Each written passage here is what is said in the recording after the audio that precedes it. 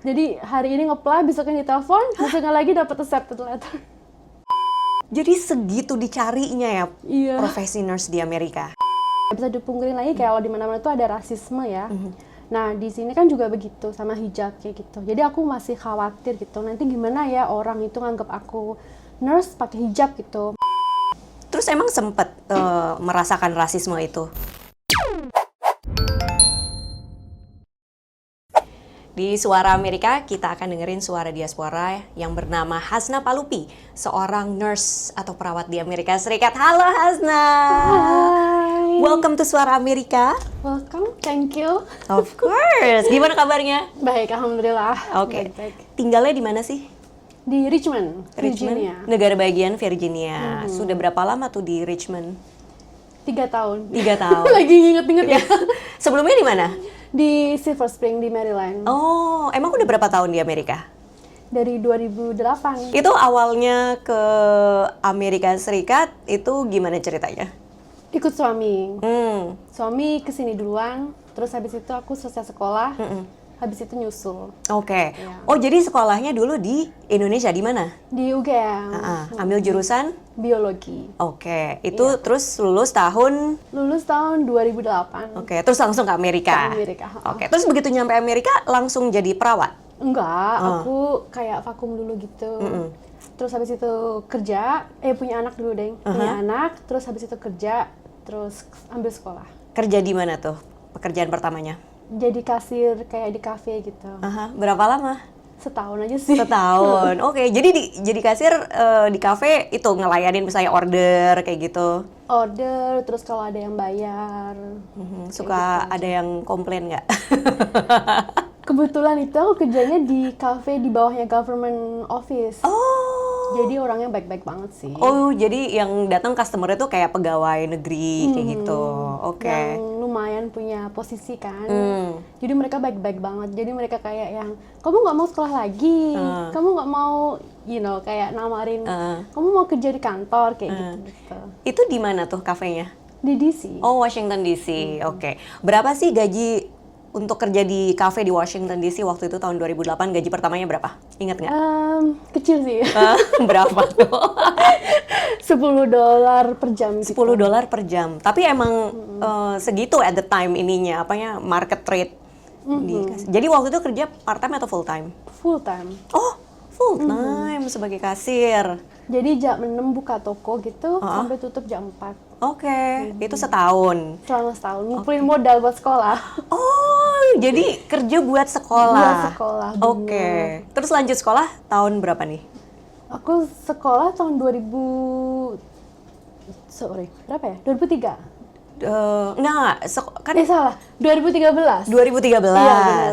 Nah, itu ambil apa?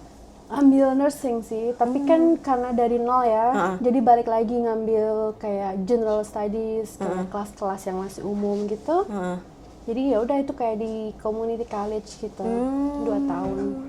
Jadi itu tuh kayak sertifikasi atau apa tuh levelnya tuh yang nursing school itu waktu itu? Itu kayak S1. S1, oke. Tapi di community college? Di community college. Berapa tahun nursing school S1 di sini?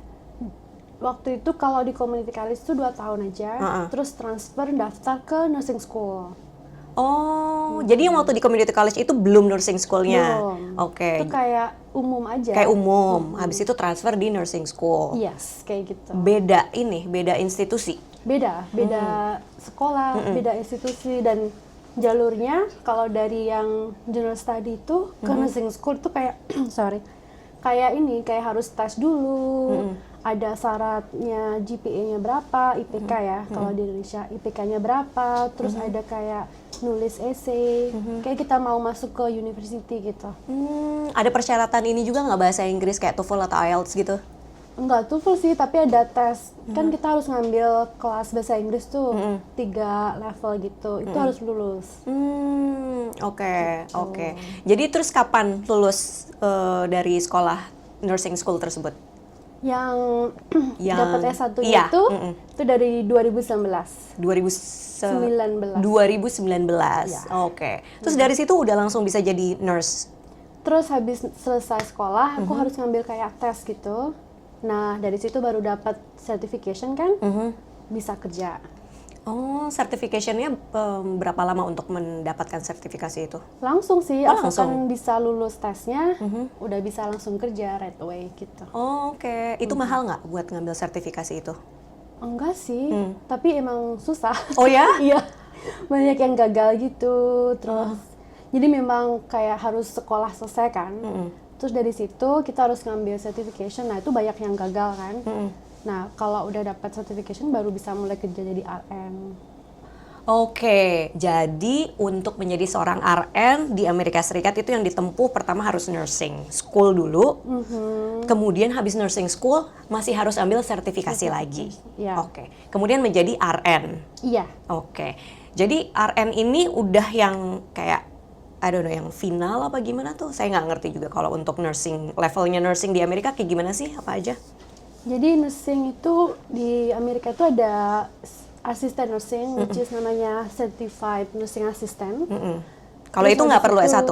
Itu enggak, itu ngambil kelas kayak 1 bulan training gitu. oke. Terus dia ngambil sertifikat, terus dia udah langsung bisa kerja. Oke.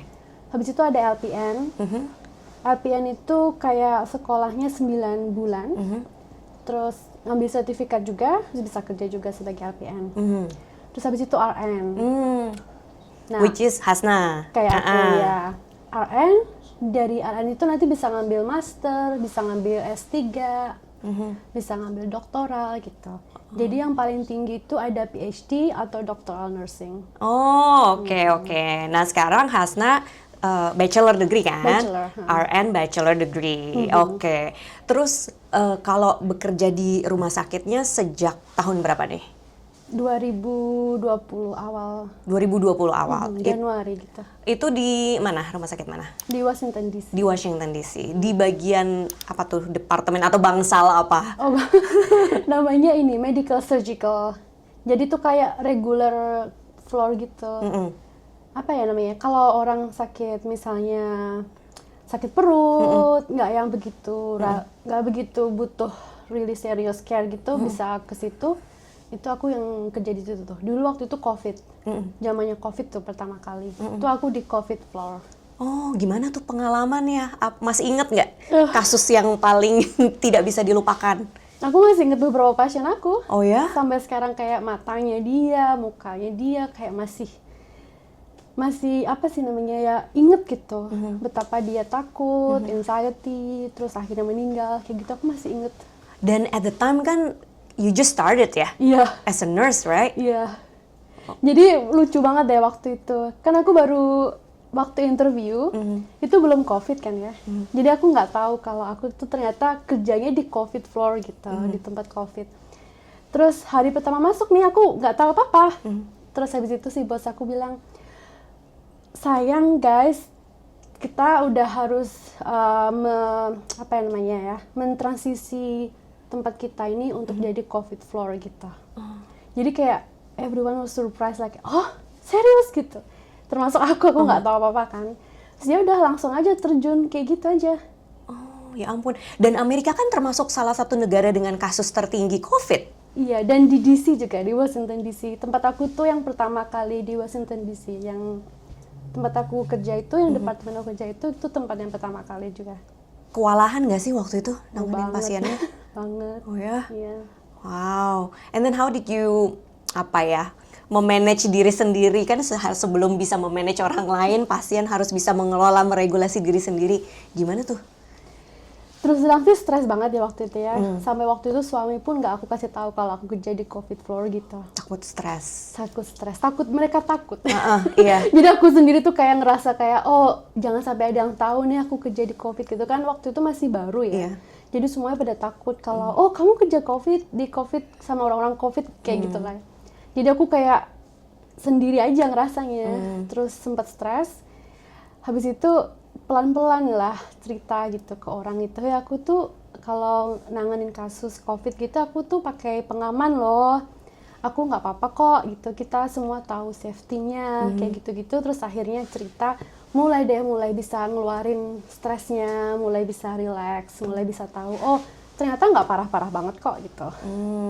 Tapi emang dari dulu pengen jadi nurse, karena kan dulu sekolahnya biologi. Itu momen apa yang bikin shift dari biologi ke nursing? Terus terang nggak kepikiran kerja jadi nurse ya. Waktu itu pengennya tuh jadi dokter. Nah, aku tuh tapi suka interaksi sama orang kan. Nah, waktu itu mikirnya, pengen jadi dokter aja. Cuman di Amerika itu mau jadi dokter tuh kan lama banget sekolahnya kan. Aku mikir kayaknya bakalan habisin waktu deh kalau misalnya harus 14 tahun sekolah kayak gitu. Terus akhirnya si suami bilang, coba aja nursing, kamu cari-cari info gitu. Ternyata malah ini yang aku cari gitu. Yang hubungannya lebih ke manusia, lebih kayak ke interaksi sama orang. Ternyata bener. Nah, waktu kerja di cafe itu turn over aku tuh. Karena ternyata pulang kerja dari cafe itu bukannya kayak stres atau kesel gitu, tapi malah happy gitu.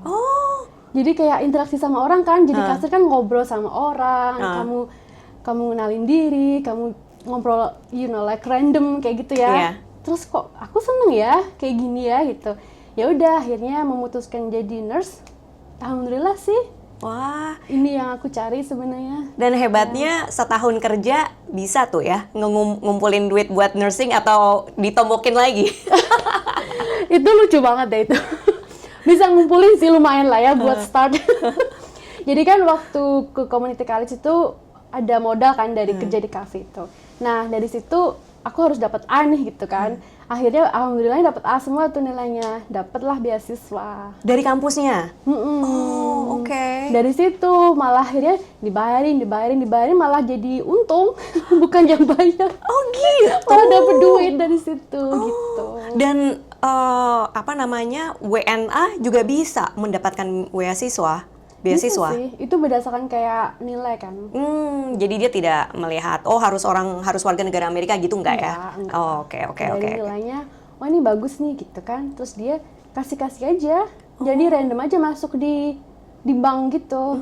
Kan udah ke-link sama akunnya sekolah sama bank kan. Kan waktu kita bayar sekolah gitu udah ke-link. Itu masuk aja random, hey kamu dapat duit segini nih gitu. Gitu. Iya, itu rezeki banget sih emang. Itu sekolahnya di mana waktu itu community college-nya waktu itu? Di Montgomery College. Terus yang institusi yang kedua apa? Itu di University of Maryland. Yang ngasih beasiswa yang mana?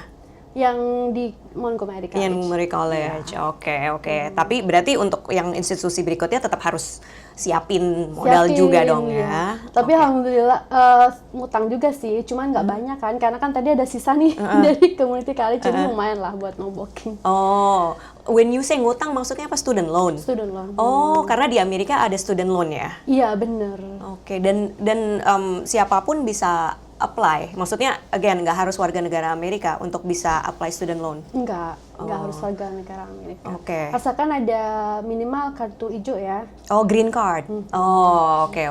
Berarti Hasna kan sudah punya green card waktu itu, sehingga bisa apply student loan. Bener. Oke. Nah, itu berapa pas kerja di rumah sakit itu di Washington DC ya?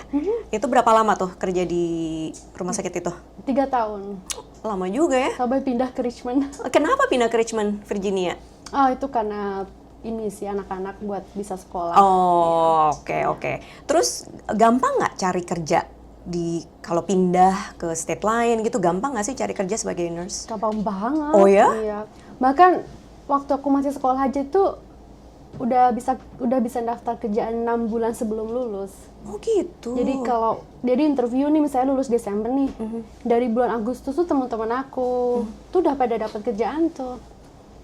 Jadi mereka tuh udah kayak ngetek, nanti kamu lulus nih sama kita ya, kayak gitu. Cepet banget. Ingat nggak Hasna apply ke berapa rumah sakit dulu? Aku cuma 1 itu doang. Ya? Terus langsung diterima? Langsung diterima. Oke. Terus yang waktu ke Richmond juga apply gampang? Gampang banget, iya. Ya? Jadi hari ini nge-apply, besoknya ditelepon, besoknya lagi dapat accepted letter.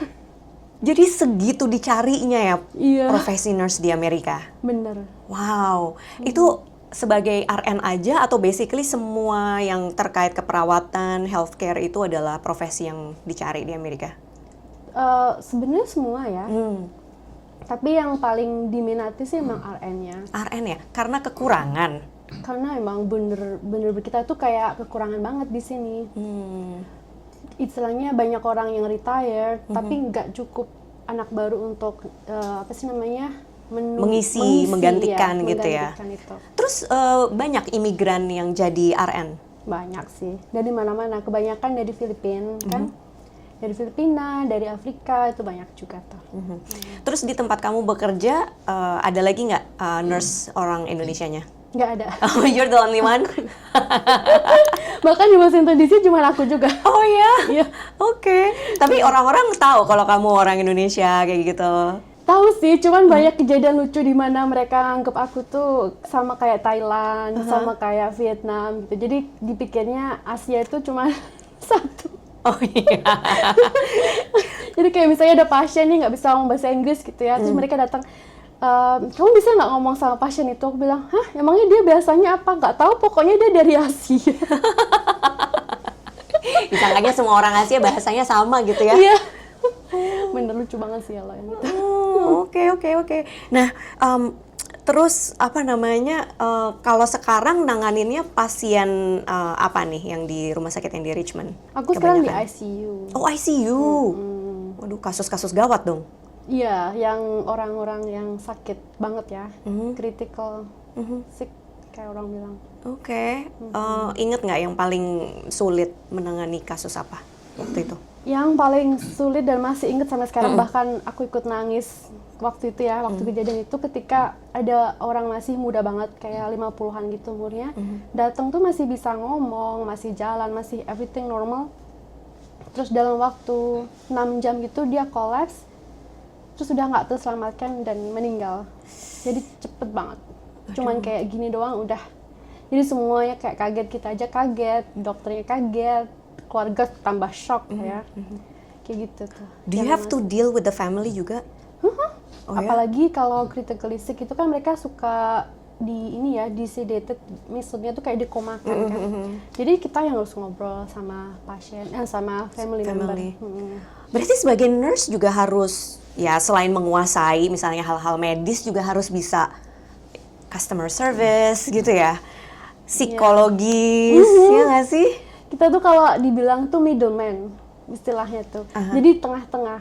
Misalnya dokter, social worker, terus farmasi, apalagi ya, case management kayak misalnya social worker yang urusannya sama billing kayak gitu-gitu. Kita tuh di tengah-tengah, semuanya tuh ngobrolnya sama kita, kita yang dealing sama pasien kayak gitu.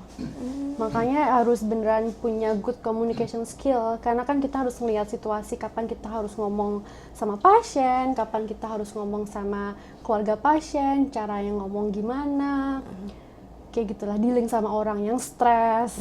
Karena kan pasien kadang-kadang kan anxiety ya, kayak stres gitu, terus kita harus tahu cara yang ngomong ke mereka biar mereka nggak stres kayak gitu. Aku lihat nih di Instagram suster Amerika, ya. Jadi malu. Kamu sempat share bahwa di awal-awalnya tuh jadi nurse tuh sempat ragu kayak gitu. Apa yang bikin ragu? Dua hal sih sebenarnya ya. Yang pertama pakai hijab. Yang kedua bahasa. Oke. Karena kan tadi yang aku bilang kita itu banyak butuh komunikasi sama orang ya. Jadi kalau bahasa Inggrisku aja masih cetek gitu, masih kayak gini misalnya, aku ngerasa kayak, duh gimana nih ngomong sama orang nih, apakah mereka akan ngerti, apakah mereka akan kayak respect aku gitu. Yang kedua pakai hijab, karena kan nggak bisa dipungkirin lagi kayak kalau di mana-mana tuh ada rasisme ya. Nah, di sini kan juga begitu sama hijab kayak gitu. Jadi aku masih khawatir gitu. Nanti gimana ya orang itu nganggap aku nurse pakai hijab gitu. Masa mereka akan percaya sama aku kayak gitulah. Perasaan-perasaan itu kadang-kadang yang bikin aku dulu itu takut gitu. Terus emang sempet merasakan rasisme itu? Sering lah. Oh ya? Sering? Sering lah. Sampai sekarang? Sampai sekarang. Cuman karena udah biasa ya, jadi aku nyantai aja sih. Kayak aku nganggap mereka belum tahu dan this is my time to educate them kayak istilahnya tuh ya udah aku show them kalau aku bisa loh nunjukin ke mereka, kita tuh nggak lihat bahasa mereka, kita nggak lihat agama mereka, kita nggak lihat warna kulit mereka kayak gitu. Ada nggak contohnya misalnya seperti apa kejadiannya yang Hasna alami kemudian berhasil mengedukasi orang tersebut? Sering banget nih orang itu kalau misalnya pagi kan kita selalu ngenalin diri nih kan, hey namaku ini, aku mau jadi nurse kamu hari ini, kayak gitu.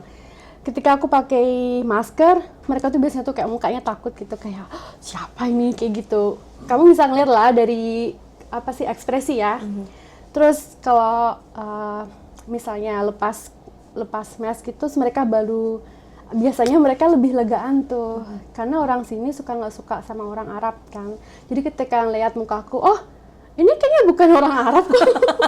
Itu lucu banget ya. Terus akhirnya mereka jadi lebih nice somehow.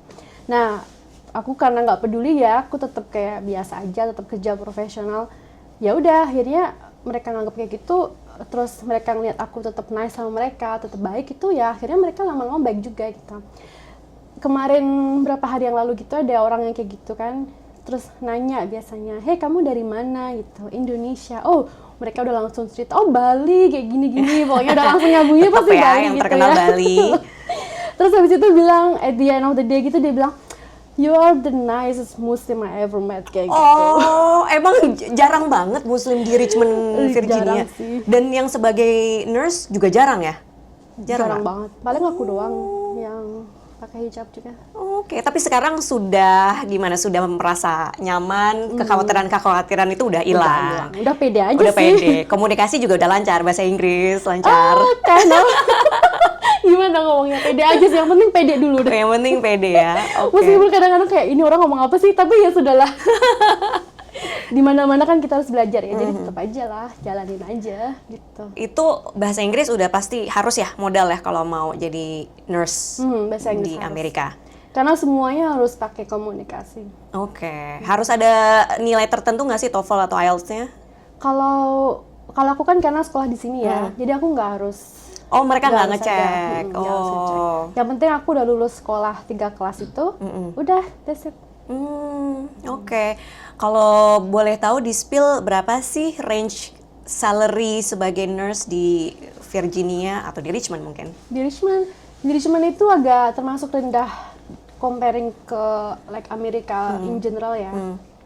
Tapi kalau misalnya mau dianggap range itu sekitaran 40 sampai 50 per jam. Oh, dolar ya? Maksudnya ini per jam ya salary-nya? Iya, Oh, oke. Dan bagusnya di nursing itu ada kayak namanya differential pay. Jadi kalau misalnya kerja weekend itu ada tambahan per jamnya berapa, holiday ada per jamnya berapa, terus malam juga ada. Kamu kerjanya berapa jam seminggu? 36. 36 jam seminggu. Oke. Kan biasanya kalau di Amerika yang umum itu 40 jam seminggu ya Iya. kan? 40 jam seminggu. Kamu 36. Tapi jam kerjanya ini ya Panjang. ya, nurse gitu ya. Itu emang umum kayak gitu ya. Kebanyakan sih. Tapi nggak semua ya. Ada yang 8 jam juga. Kalau yang 12 jam itu biasanya cuma 3 hari seminggu doang kerjanya. Udah, that's it. Is that your shift? Oke. Dan aku pengen kayak gitu, dan aku suka yang kayak gitu. Karena nanti liburnya jadi lebih Jadi lama. lebih lama. Atau lebih dalam artian gimana ya? Karena kan pagi berangkat tuh kayak jam 6, datang jam 7 gitu ya, mulai shift jam 7. Jam 7 udah balik lagi. Terus besoknya kerja lagi. Terus udah habis itu nyantai aja tuh. Oh, Ya, iya. ada 4 days kan jadi free ya. Free, bisa spend time lebih banyak sama keluarga juga. Oke. Terus dengar-dengar sekarang lagi sekolah lagi. Iya. Lagi ambil apa nih? Lagi ambil master. Nursing juga? Oke. Emang goalnya apa sih? Goalnya tuh aku pengen lebih involve ke dunia apa ya namanya ya, kayak penelitian di nurses thing, kayak misalnya apa ya namanya, kayak do quality improvement, terus staffing, kayak gitu-gitulah. Oke. Kemudian ada pesan apa nih buat komunitas suara ya, yang mungkin ingin terjun ke nursing juga, dimanapun itu? Dimanapun, di Indonesia juga? Ya di Indonesia, mau di Amerika. Emang nursing itu nggak gampang ya. Terus terang banyak yang bilang it's too hard gitu. Karena emotionally drain juga gitu. Yang penting tuh kalau kamu suka, just do it. Kayak gitu aja sih. Just do it. Enjoy it, ya. Karena kalau misalnya ngikutin emosi kita tuh ya, emang nggak gampang.